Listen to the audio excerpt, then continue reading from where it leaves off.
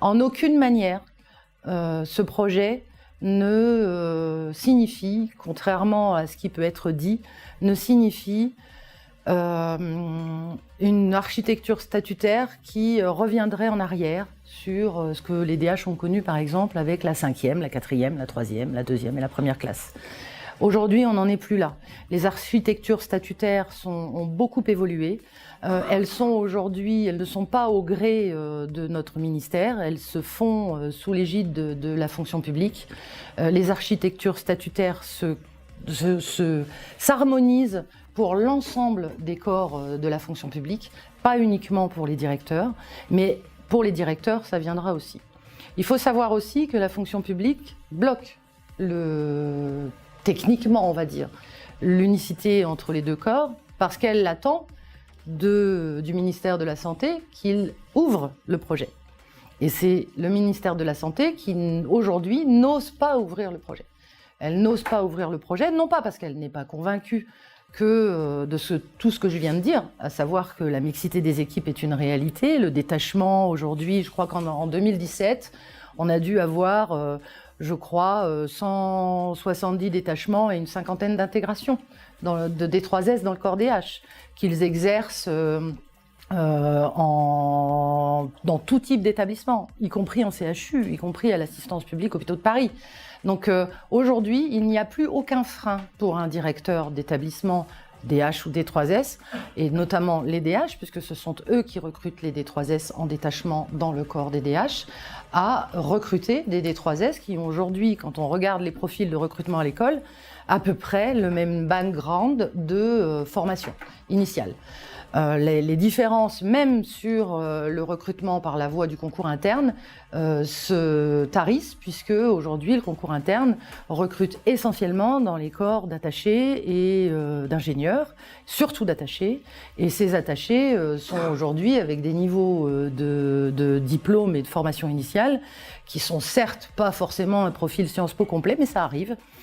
Et donc, on a aujourd'hui un profil dans les formations initiales et les diplômes dans le recrutement du concours DH et D3S qui sont quasiment superposables. De même que on a un nombre de candidats communs aux deux concours qui est de plus en plus important, à tel point qu'on est obligé aujourd'hui de faire une liste complémentaire à la condition évidemment, à la condition d'avoir satisfait correctement au niveau requis lors du concours.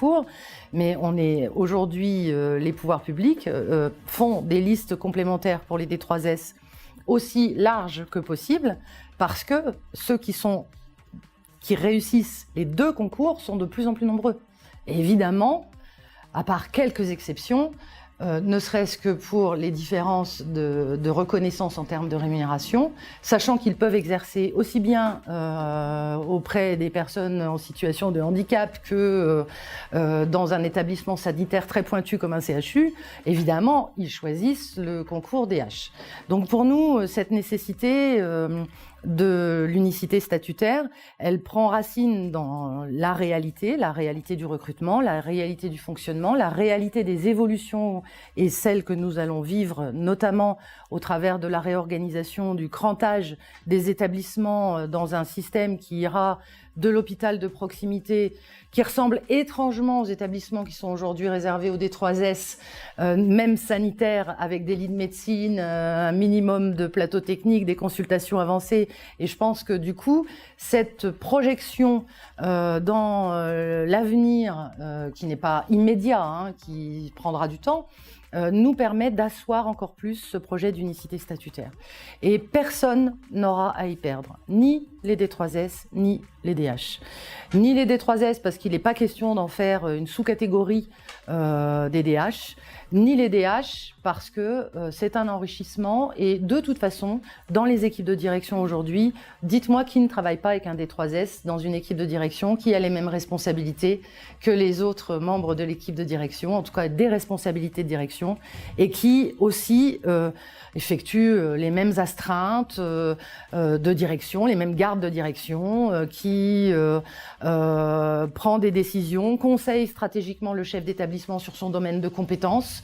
Donc La question, aujourd'hui, pour la majorité d'entre nous, dans les équipes de direction, ne se pose plus.